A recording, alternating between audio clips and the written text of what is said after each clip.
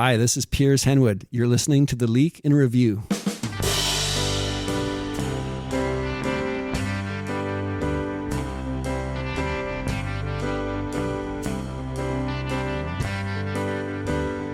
Now forget everything that you thought you knew from the shed of dreams, the leak in review.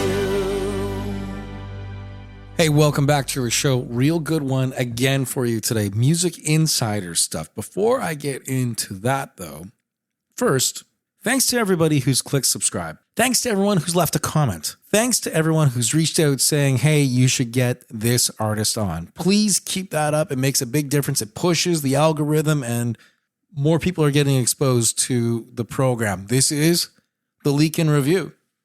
Longtime manager, longtime artist himself, Piers Henwood, joins the program today. When I say longtime manager, he and partners have been managing Tegan and Sarah for years, no longer with Tegan and Sarah to date, with Amelia Artists these days, with a number of artists on the roster, including a record label that is Amelia Recordings. We'll talk to his experience working with Tegan and Sarah. We'll also speak to his days with Jets Overhead, who I think I discovered in 2005 and immediately started playing their sounds. Look up a bunch of songs from Jets Overhead. Start with like This Way, like early stuff for this band.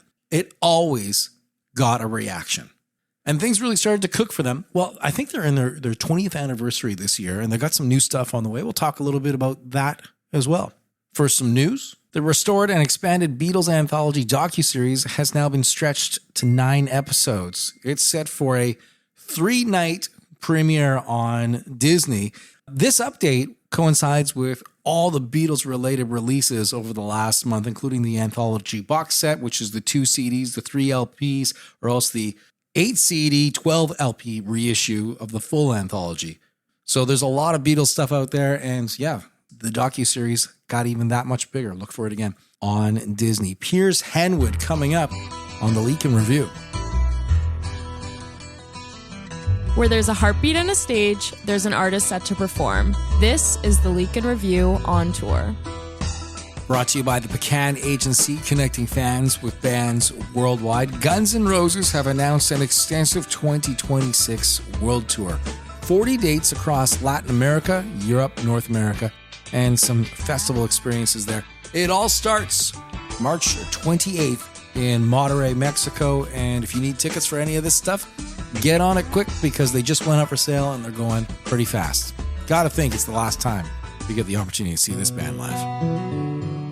Hi, my name is Kim Stockwood. I am a proud Newfoundlander and a Canadian singer-songwriter. In a landscape where many lack access to health benefits or employee assistance programs, the Unison Fund serves as a lifeline of hope for musicians and music industry professionals facing medical emergencies or mental health challenges. To learn more about Unison and their programs, please visit unisonfund.ca. Hi, this is Piers Henwood. You're listening to The Leak in Review. Are we talking to the mic for this? Yeah. Okay. I've always said that if I were to have a band, my band would give the best interviews ever. We would be subpar as far as a band goes, but we would over-index on crowds coming out because we would give the best media. Totally. I wish more bands would figure out how to do better media. Personality matters, right? I mean, how did the Beatles break America? Part of it was the press conferences. It's an old reference, but there's no question it helped. Well, how are you going to cut through? Yeah. And who's going to bring you back? I mean, in my career, I've interviewed thousands of artists. Yeah. And I can remember some that sucked. Yeah. There was one that sucked so bad. And I was like, was it me? And then I purposely booked them again to do another interview with them because I wanted to clear my own mind. And it turns out it was them. Yeah. Yeah. That's what media training says, right? No matter what question you're asked, answer it in a way you want to answer and get the points across you want to get. I think too, though, it's funny because I think a lot of bands are asked the same thing. You would know. Yeah. With your 15 years of Jets Overhead touring through through mid 2000s or early 2000s. Right? Yeah, we started in 2003 and sort of ended around 2012, 13, But yeah, we did a lot of interviews back then, and it was an era where interviews were important for sure. But do you think you answered or were asked the same questions night after night, day after day? I definitely think the big rock stars and the big pop stars, of course, get asked the same questions all the time. I don't really remember feeling that as much with our band. We had enough success to get a lot of interviews, but not enough to get completely fed up with the same questions all the time. But you get a lot of the same stuff. Because my thing with that is, you're going to get it if you're an artist and you're walking into a new market or you're with a new host. At least get ready for the answer and have a good answer for it, as opposed to blowing it off. Like, how many millions of interviews has Green Day done? Yeah. Or Metallica or whomever, the biggest stars. And they get through it. Yeah. They figure out a way to answer it in a entertaining way because they understand it. Yeah. I was speaking on a panel the other week for some young up and coming musicians, and I was talking about the importance of personality in the music business. And I was saying there's two aspects of personality. And one is this that we're talking about, which is conveying your personality, making people come along with, your whole culture around your band or your project. And then the second, sort of the personality of perseverance and the idea that this is a tough industry. And behind the scenes, you also have to have the kind of personality that's willing to put up with a fair bit of shit and keep your head down and keep working. And it's the X factor in our business. A lot of young artists don't understand is just how much personality affects things, both I think publicly and behind the scenes. Showing up on time is another big one. It can be, yeah. But then again, if you're a big enough rock star, it's part of the myth. You got to show up late, right? You've earned the right. Yeah. Well, I was talking to Leonard Skinner saying you're on Rockstar time. You show up whenever, and they're like, no, we're never late. Right. Yeah. They've been doing it for 70 years. Yeah. So, and that's part of their thing probably is, they did show up. Yeah. They did have the personality and they put on a show, and that's why people kept on coming back. Well, and also when you start to have a certain amount of success, you got so many people relying on you, including for shows. And certainly when we say with Tegan and Sarah, when they started getting into, multiple tour buses and traveling around the world, being on time was considered late. That was always the joke. Like if the bus calls 9 a.m., arriving at 9 a.m. is late. Arrive at 10 to 9 and then you're on time. Be ready to go. You don't want to affect the chain of, all the things that follow if one person's late. And why be the one person who's late and affect it for so many others along the way? Exactly. But those people, though, who are always 10 minutes late, they get found out pretty fast and they get asked to just not come back. Or they just need to be a really, really big rock star and get away with it. Right. Even Guns N' Roses figured that out after a while. They're like, Jesus, man, we blew a lot of money out the door by being late all the time. Yeah. All the wasted money. How are things with Piers? Things are good. I'm still generally out west in Victoria, but I'm in Toronto this week, and great to see you after a while. We were saying earlier, we haven't seen each other in quite some time, but so many fond memories of, I've been in this business for 25 years now. And so I did a lot of interviews, as we were saying back in the day with Jet Set Ahead, but I've started to think, I should do some more interviews nowadays as someone who's been in the industry for so long, just because, there's been so much change and it's kind of fun to sit down and talk about the business. And yeah, I love your podcast. So great job with covering so many diverse subjects with it. Well, it's kind of you to say. I was thinking, you've seen a lot of changes. We've all seen a lot of changes, but we kind of spoke to some things that remain consistent. Yeah. Be good. Be available. Yeah. Be on time. Yeah. Do your job. The bands, though, I think a lot of young artists, they don't realize that it is really a 24/7 job. Yeah. When you're, especially with social media now, I guess. Yeah. Yeah. Just there's so much going on. And also you got to just commute to that show. Like every show is down the road. You're never in the same place for more than two nights in a row, even when you become a big star. So it's always just a grind getting up and going and moving. And I guess that's part of the thing that kind of calls the artists out in a sense where, you're not prepared to drive across the country. Yeah. Speaking of patience and I know one of your taglines for this is, demystifying and pulling the veil behind the industry. And that's a big part. Like the glamour of travel wears off quickly and you have success, the pressure of the big shows, the movement constantly from A to B, it wears off. You have to love what you're doing beyond those sort of moments of being on stage, because you're only on stage for an hour or two a night and the rest is much less glamorous behind the scenes. Although I do like a guy named Coulter Wall. He's Americana singer-songwriter out of Saskatchewan. Totally taking off. Doesn't give a shit. Right. His whole focus is the farm. It's calving season. There will be no touring during calving season. Right. And he's been given offers like crazy because if you go look at his numbers on Spotify, they're great. Just unbelievable. And he gets asked to play everything. He's like, no. But he says no, yeah. We've got to take care of, I got 5,000 head of cattle back home. That's number one. Yeah. So I like when they put it in a perspective that this is number one, this is number two, and that makes him more tolerable somehow. Yeah. As opposed to, why isn't it always happening for me? Why are you not just gifting me the stardom? Yeah. Some people, I think they put stardom first as opposed to experience. Yeah. Yeah. And saying no to things builds demand too. I mean, obviously we live right now in the culture of saying yes to everything and always being available, being online, but there's something to be said for creating some scarcity. And that was actually funny enough something we learned from back in the early Tegan and Sarah days when they were originally signed to Neil Young's label Vapor. He and his longtime manager, Elliot Roberts, were always like, Neil's career was built on saying no to things. I mean, he was famous for saying no to media. He was famous for only touring when he wanted to. And all the no's were part of what created the demand for, the myth that's Neil nowadays, I think. Well, it's easy to say that for someone like Neil, though, too. You're writing some great songs that help, too. And he's been doing it for 65 years. Yeah. Right? The guy just turned 80 and will still go out and do another tour. Yeah, totally. It's not done for him. Thankfully, he doesn't move a lot as an artist, and he hasn't for the last 40 years. So it's not like he could blow a piston in his leg and the show will still go on because he still can rip a guitar solo. Absolutely. Absolutely. You know how he writes all his music? I don't know if I've heard all the stories. His last album, at least, he just goes out for walks and he thinks of the songs. You talked to him on that last one, right? Yeah. It was a good one. It was pretty cool because I'll tell you how that broke down. I just got a call one afternoon saying, hey, Neil Young's doing one interview this afternoon, or he's given us time for one interview this afternoon. Can you do it? I'm like, what? That's awesome. Like it sounded like it was a prank call. Right. Like, so there's only one interview that he's doing and somehow it's coming to me. That's like awesome. Somebody else didn't pick up the phone. Probably 38 people didn't pick up the phone or whatever happened that day. I think that's another thing though about being an artist. You got to kind of be flexible too. Yeah.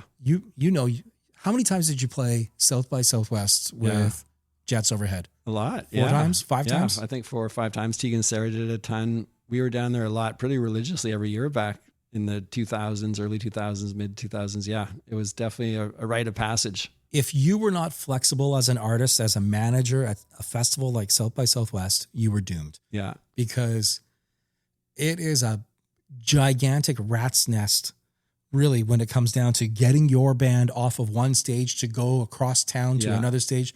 There's nothing to carry your gear. There's no roads are open. You're paying your dues. That's for sure. And then there's no sound checks. So you got to walk out on that stage and be ready. And that must have been tough for you guys with Jets Overhead because you had a couple keys in play. Like, was there 5? Was there 5? 5 of us. Yeah.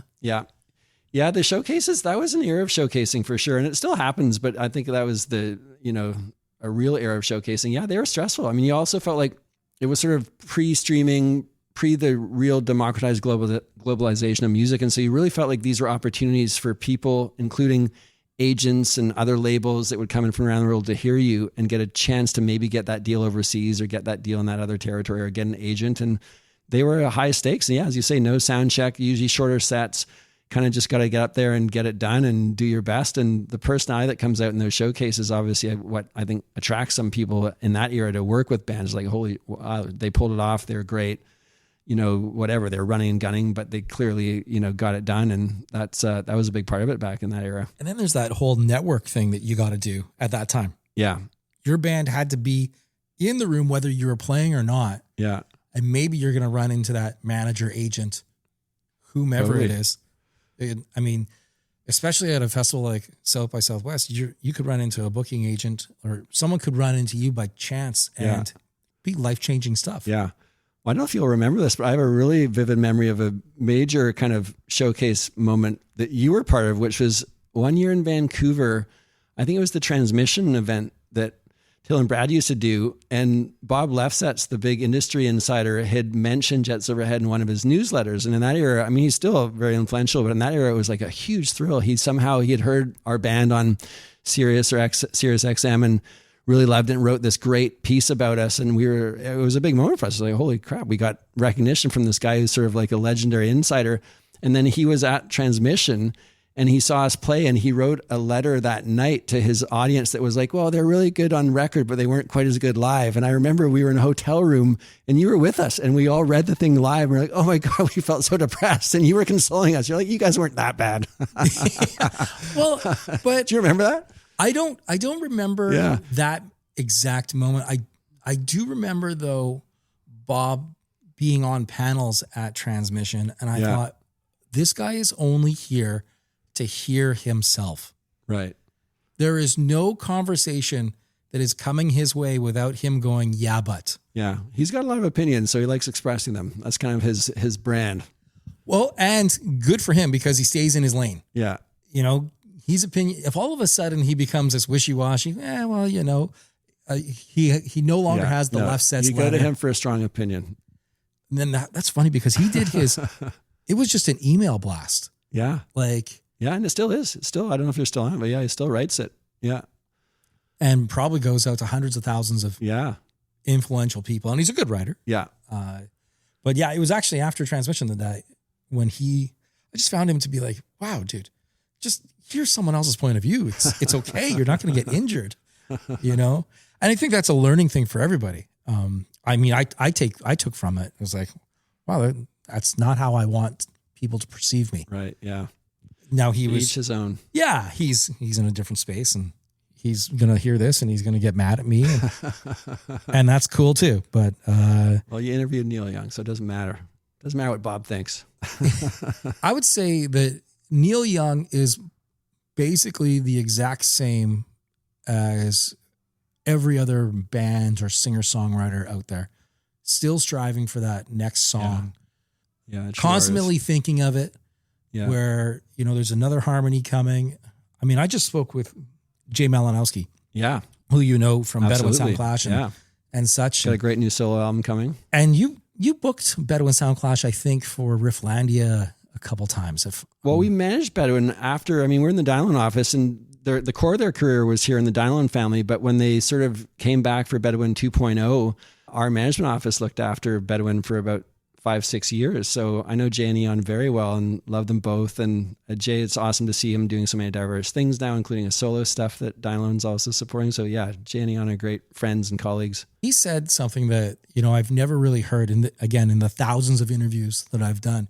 I've never really heard someone say like how he writes so much music. Yeah. And looks at it the next day or 2 weeks later or 4 weeks later or whatever and goes, what a horrible song. Yeah, and it kind of stuck with me in a sense because you think like as an artist who's had number ones and has toured the world, writing good songs, I just kind of take for granted for a person like that. That's what they do. They just know. But no, it's not the case. He's I heard that interview and Jay's obviously also being self-deprecating because anything he writes is pretty darn good. But, yes, they always say like you kind of got to run the water a little bit to purify it. And I think songwriting is the same where you kind of get in the rhythm sometimes and the best stuff starts to flow a little after the first idea. It's not always the first idea that's the best. So you're saying that song is good enough for some other band, but not Jay? Yes, I would posit that as a possible theory anyway. When you're talking with bands, and I know you guys manage a lot of bands with Amelia Artists and Amelia Recordings, what are some of the challenges that you face with some of these bands today, and how different are they today than say 15 years ago? Yeah, it's a great question. Part of the challenge, regardless of the bands themselves, is just keeping up with all the changes in the business. And having been in this business now for 20, 25 years, one of the big overarching challenges has been keeping up with the evolution, the consumption of music. We've, of course, moved from the physical era to the Napster era to the download era, now to the streaming era. And so just keeping up with all of that, along with the impact of social media, I think has been, it's a heavier lift nowadays, so many years into the career. I think if you're just starting now, you're native to all those issues. But I think for us, when I first got in the business, the older generation were dealing with the loss of CD revenue and album revenue. And we as young managers were like, well, this is exciting. Music's becoming democratized. We're not worried about that. But now I can see all these years later, I'm kind of a little bit more towards the old guard, and I don't feel threatened by anything going on now, but you do sort of feel like it's harder sometimes to keep in touch with all the niches and corners of the industry right now. There's, fewer mainstream gatekeepers, and overall that's positive, things being more democratized, but it's harder to know what's going on culturally right now because there's so many different things going on. And like you were saying earlier, radio plays less of an impact. And so the game now, it's not about those huge victories that everyone can rally around and get excited about, getting on late night TV, getting an ad at The Edge or CFox or whatever. It's about all these smaller things, and it's kind of harder to sometimes know where they're all leading to, but it feels a bit like, throwing spaghetti against the wall, but you just have to throw a lot of spaghetti nowadays and see what sticks.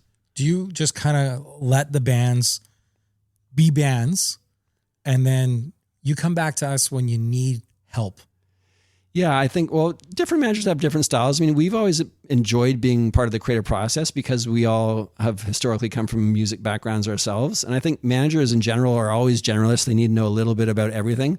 But I think managers also tend to come from some kind of background, and whatever the background of the manager is also maybe an area of interest that they can particularly add value to for the artist. So you'll meet a manager that maybe used to be a lawyer and, oh man, they're so good with contracts. Maybe you'll meet a manager that used to be marketing at a major label and they decided to go off on their own and they're really focused on nowadays socials or marketing or whatever.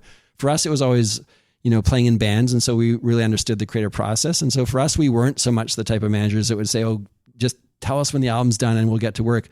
We always wanted to be part of the creative process. And especially say with Tegan and Sarah in the early days, they didn't have a traditional A&R person per se. And so we were really alongside them, playing a bit of an informal A&R role, listening to a ton of demos, helping to say, they were totally self-sufficient, awesome songwriters, but sometimes, they write 30 songs, definitely have some outside ears help with what are the strongest, what songs you need to for sure finish, what songs might you leave behind. Speaking of Jay's point about not all songs get finished or released. So yeah, we always wanted to be there. And that's always been my passion. My passion's always been close to the creative process, close to the studio songwriting. So yeah, I never wanted to kind of wait for the band and then just, go off and run with the album. I always wanted to be there from moment one of creativity. Well, that's smart because it's good that an artist can have that relationship with their manager. Yeah. Because if they just stick with their family and friends are going to say, greatest song Yeah. ever. And then it gets released and no one picks it up. And you spent so much money on it, so much time on it. But when you could put the brakes on something quick, and it's easy to put the brakes on things today. I mean, Tegan and Sarah can record in their house using the most simplest. You can record into your phone if you wanted, just to get some song ideas today. Yeah. 20 years ago, you couldn't do that. Yeah. It required a little bit more math, absolutely, to get some sounds out. But at least you can kind of, hey, what do you think about this? You can test it a little bit with trusted partners, trusted management. Yeah. That said, management can also be jerks. Totally. And we were always supportive too, because that was, part of the process is to be supportive. But I think that's actually, in retrospect, of all the bands that we worked with over the years, some people ask, did playing in a band yourself help or hurt you as a manager? And I think probably the great managers of all time probably were just managers, but one value to my sort of life path, which was unique doing both, was that I definitely had the ability to sort of understand what artists were going through from the management seat, whereas some managers can't. So I think when an artist is doing well, but life's stressful and you don't understand why isn't the artist top of the world? Everything's going so well. We've been doing this for 6 months. We've been on the road. Yeah, We're exactly. tired. And I sort of understood that from doing it myself, and I understood that, it's glorious to get these big opportunities, but it's stressful to get up and do late night TV and to actually have to perform in that moment. It's stressful to get on the big festival stages. It's stressful to travel, then do interviews, then get on stage, then rinse and repeat. And when you've done it yourself, I think you have empathy. And so that was one positive of having done it, is it allowed me to relate to, people that I'm also helping with their career. When you reached out and said that you were going to be around, I immediately thought of Jets Overhead and Adam and Antonia. They were a couple. Yeah, and at one still are. Now they're married. Okay. With kids. I remember as Jets Overhead, things are taking off and you're getting all these spots, you're getting these tours and such. Adam goes, I think we're really going to get a dog. And now this is where it gets blurry for me. I don't know if I said, what the fuck are you talking about? You can't, because you're going to be on the road. or if I just said it in my head and with my eyes. But well, if you said it, they didn't listen to you because they did get a dog back in that era, and that dog sadly died last year. So it's a good full circle. Wasn't mention. it a big dog? No, it was a small, cute little dog. But yeah, they now have 2 kids, so even more responsibility than the dog. But yes, that was we did a lot of traveling back then, and they were a couple, and now they also have a family. So it's an expanded family, though, in being a band. I mean, it's like starting off as an artist and touring and stuff. It's like an apprenticeship, but an apprenticeship at the end will probably have you a guaranteed salary. Yeah. After your 5 years of going through the electrical union or whichever, plus you have this great ability to now do even things around your house. As an artist, it can go. There's no safety net. No social safety net. And there's no union. Well, unless you work for a venue, maybe. Yeah, but as an artist, you're right. You might get these great life experiences, but once if there's a point where all of a sudden the band is no longer, that's a tough thing for a lot of artists. I think that's why some of them even keep going, even though they've known for years that they should have wrapped it up. Yeah. Well, we stopped Jets being active in 2013. It was around most of the band members having kids. And so there was sort of a natural focus at home, and we had a lot of success, but never the amount of success where you were going to bring 10 kids on the road with you or what have you, along with band and crew. And so it naturally created a bit of an endpoint. And then funny enough, this year we've actually, for the first time in ages, gone back into our archives and released a bit of music again, because we stopped really right before the streaming era, right before Spotify had taken hold. And we've now realized there's a bit of a second life on the services where people are still listening to us, still discovering us. And we've never had, because we were pre-Spotify, we've never had sort of playlist editorial support. We just really have active listeners that are actually choosing to listen to us on the platform. So it's kind of rewarding to see. We realize we still get a ton of Shazams all these years later, which is kind of a fun industry data point. Someone's hearing the music somewhere and wants to know what it is. And so we were like, hey, we should actually get some music out again. And speaking of the band, we just put out an album a couple weeks ago. It's stuff that was recorded back in the day, because much like Jay and Bedouin, we used to write a lot of songs for albums and have extras. So the stuff was just lying on the shelf, and we said to ourselves, let's just put it out and let people hear and feed the streaming beast. If it's sitting there, why not? Yeah. Like, I don't know what the risk is for you guys. Yeah. It seems the risk is tarnishing our incredible legacy, but I don't think we have too much to worry about. What talk shows did you do back in the day? We with Jets never got like a big late night spot. I did all of them with Tegan and Sarah. No, I did Conan and Jay Leno and David Letterman, and all of the later versions with TNS. But yeah, with Jets we did TV in Canada, but no, we never got the big late night look. We got some big festival looks. We did Coachella, we did Bonnaroo. Those were we did Sasquatch, which was quite big at the time in the Pacific Northwest. So that album cycle the album was called No Nations. It was sort of 2009, 2010 era. And that album had a song on it called Heading for Nowhere that was sort of like a semi-hit at alternative radio. And lots of plays on satellite. Yeah, you guys gave us a ton. Thanks for that. And that in retrospect was kind of the high watermark of the band at its original, formation. Other than now we're back and living in the streaming world, and people are somehow still discovering the music. It is a positive. I mean, we can debate the pros and cons of the world of data. Sure. And all the, influx of music and 1,000 tracks released a day or what have you. But I think there's something to be said, our band, regardless, legacy bands that have a decent catalog that has some degree of staying power are really being rewarded now in the streaming ecosystem, because people want to keep listening, obviously, to the greatest bands of the world, the Beatles on downwards, but even to a band like Jets Overhead that had a certain amount of niche success. We're finding there's people that just still want to listen to it on their streaming platform. And that feels good because we can see it. Back in the day, you'd sell a CD, felt good. One-time transaction. Did the person go home and listen to it 1,000 times? One time? Did they throw it away? Did they like it? You never know. But now you can actually see people consuming the music in real time in different territories. And it's kind of fun. It's sort of it's pros and cons. It gamifies it. You're kind of like, oh my gosh, our numbers are going up. You don't want your whole life to be worried about numbers, but it does give you a bit of reward that the hard work that was done 20 years ago actually is still paying some dividends to this day. For an artist too, it also helps create a set list.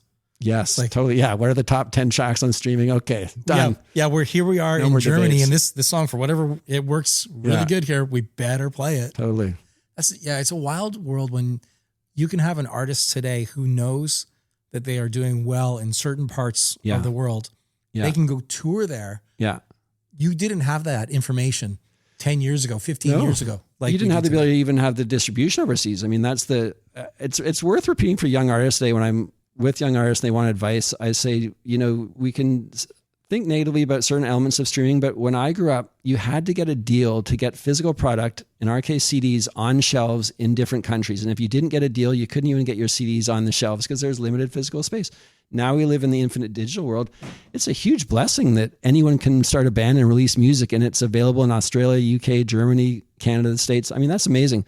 The challenge is the marketing, the discovery challenge, and that's a huge challenge, not to underestimate that. But the notion that we have no one gatekeeping our ability to be creative and create music and have it available around the world, that's a huge win that technology has given us.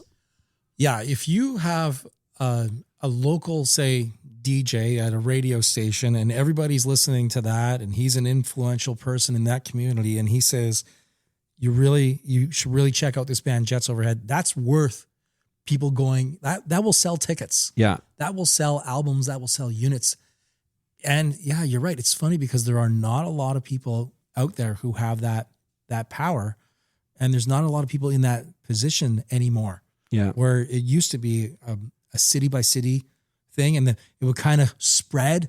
It's doing really good in Detroit, and then eventually it makes its way to Chicago or wherever.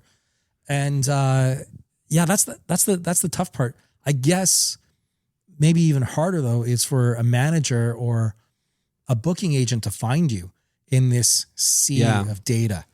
So you've got a bunch of artists. What do they say about that? Because I'm sure not all your artists have maybe even have a booking agent. Yeah, no, totally. I mean, that's a big issue nowadays is how do you start building your team? And back in the day, sometimes you could build a team just based on a great song and some degree of being scarce. Like the old myth was, the A&R guy sees the band playing a great song in the dingy club and is like, this band's incredible. No one knows about them. I'm going to sign them. Nowadays, if no one knows about you, that's the worst thing possible. Labels, managers, agents, whoever, they want to see a band doing a bunch of things themselves to make themselves known, to show that they have, speaking of personality, the gumption to get into this business. And then once the band's proven they can do a bit of it themselves, that's nowadays typically when labels and managers and agents start to get interested, because there's so many tools now. If you're not doing it yourself nowadays, you're probably not going to benefit from someone doing it for you. You have to sort of have the kind of personality that's like, I'm going to make this happen one way or another. It's like Jake Gold said in the interview he did with you a while back. He said, the great artists don't have a plan B. And I think that's it's a truth. I think, I don't put myself in that category because my plan B was to be a manager, and I always love doing both. But the real great artists, they always are like, I can't do anything else. Right. There's no plan B. So regardless of whether I'm signed, regardless of whether I have an agent or a manager, I'm going to find a way to do it. And today's culture, it's actually a good time to live with the technology we have if you have that kind of personality, because you can get things going yourself. And then as you start to gain followers, streams, et cetera, people are going to notice. And then you start to have the Dynalones of the world or the whoever's of the world knocking on your door saying, you're doing something good. Maybe we can help, put some fuel on the fire. I was talking with an artist who would go into the various talent competitions and stuff. And she said that she got really good at not winning. And by that, she meant it mentally. Yeah. Got used to and keeping going. The rejection. Yeah. But taking learnings from going to all these talent events and such. And I think the same thing kind of applies for an artist today. Yeah. Is get used to people saying no. Absolutely. But don't let that hinder you if this is your path. Yeah. Persistence, like we were saying earlier, it's a huge part of the artistic, it's not always part of the natural artistic personality, but I think a lot of successful artists have a real ability to persist through difficult times. And that doesn't always get seen by the public. But even in the early days where you're not getting the glory, it's hard work, but you persist. It's what you love doing. So hopefully it's not a huge burden, but you have to be persistent and stubborn in this business. And understand too, that you found that person's email or phone number or contact, whatever it is. So did everybody else. Yeah. So everyone's getting inundated with info. Before, I would say, when you were just starting with Jets Overhead, as much as take yourself as a manager out of it. Yeah. There was someone in the band who didn't know that there was a rock alternative station in Winnipeg, maybe at the time. Yeah. So they didn't have those contacts. They didn't know that that was a possibility to maybe send music to. And I think where now you can put it into AI and you can have a directory printed out exactly for everything that you need. You just have to remember everyone else is kind of doing it too. Yeah. So be good. Yeah, totally. And get used to the idea of it. Just, you might get a lot of no's first. Yeah, no's are a part of the business. Yeah, you're not. I mean, you're never the most successful artist. Still has tons of no's. Still has tons of no's. I'm a big tennis player, and when Roger Federer retired the other year, he gave a great speech at Dartmouth as a convention or a end of year speech to some students, and he had for the speech he prepared this fact that even with his great career, one of the greatest players of all time, statistically he only won just over half of the points he played. And tennis has a unique scoring system, which makes that possible. It was such a great metaphor for life that, you can be the most successful person. On average, you're only batting 500% or whatever, the case may be.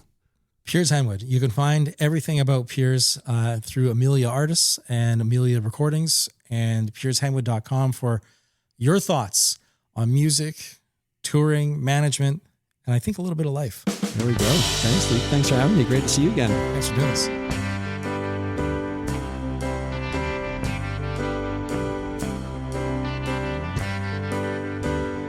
Now forget everything that you thought you knew from the shadow.